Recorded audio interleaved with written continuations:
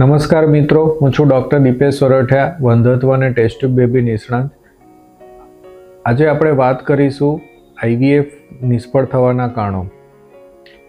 જ્યારે પણ કોઈ પણ દંપતીને આઈવીએફની સલાહ આપવામાં આવતી હોય છે ત્યારે હંમેશા એમના બે પ્રશ્નો રહેતા હોય છે કે સર, આઈવીએફનો સફળતાનો દર કેટલો રહેશે અને આઈવીએફ નિષ્ફળ થાય તો એના કારણો શું હોતા હોય છે. તો આપણે જાણીએ છીએ કે આઈવીએફનો સફળતાનો દર દરેક સ્ત્રીની ઉંમર ઉપર રહેતો હોય છે, જે મેક્સિમમ 50થી 70% જેટલો રહેતો હોય છે ડિફરન્ટ આઈવીએફની કન્ડિશનમાં. એટલે કોઈ પણ દંપતી એક વખત આઈવીએફમાં ગર્ભ મુકાવવાની પ્રક્રિયા થાય તો એમને નિષ્ફળ થવાના ચાન્સીસ રહેતા હોય છે. વારંવાર નિષ્ફળ થવાની જ્યારે કેસીસ થતા હોય ત્યારે ઘણા બધા કારણો ઇન્વોલ્વ થતા હોય છે, જેની આપણે ચર્ચા કરીએ. નોર્મલી ગર્ભાશયની જો દિવાલ સારી બનતી હોય તો એક સારી ન બનતી હોય તો એ પણ એક કારણ હોય છે. એક સ્ત્રીના બીજની ક્વોલિટી સારી ન હોય કે એની સંખ્યા ઓછી હોય તો એ પણ કારણ રહેતું હોય છે. પુરુષના વીર્યકણોની ક્વોલિટી સારી ન હોય કે બહુ જ ઓછો કાઉન્ટ હોય, બહુ ગતિ ઓછાવાળા કણો હોય, એ કારણ રહેતું હોય છે. અમુક ઇમ્યુનોલોજીકલ ફેક્ટર્સ છે જેનું પણ કારણ રહેતું હોય છે.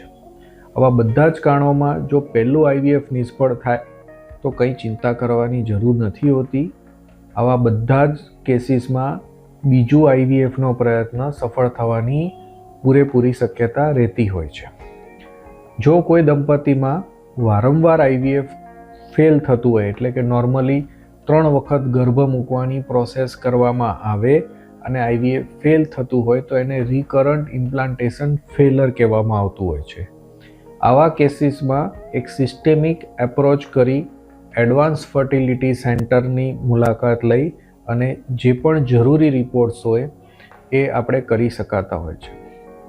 આવા જરૂરી રિપોર્ટની વાત કરીએ તો જેને પ્રીજેનેટિક ટેસ્ટિંગ કહેવાતું હોય છે, એન્ડોમેટ્રિયલ રિસેપ્ટિવિટી એરે કહેવાતું હોય છે, અમુક હિસ્ટ્રોસ્કોપીની જરૂર પડતી હોય છે, અમુક કેસીસમાં ઇમ્યુનોલોજીકલ ટેસ્ટિંગ પણ કરવામાં આવતું હોય છે. આવા રિકરન્ટ ઇમ્પ્લાન્ટેશન ફેલરના કેસીસમાં સિસ્ટેમિક એપ્રોચ અને ઇન્વેસ્ટિગેશન કરીને તમે માતા પિતા બની શકતા હો છો. જો આપનું આઈવીએફ 2-3 વખત ફેલ થયું હોય તો તમે અમારા ક્લિનિકની મુલાકાત લઈ અને અમારી સલાહ લઈ શકો છો.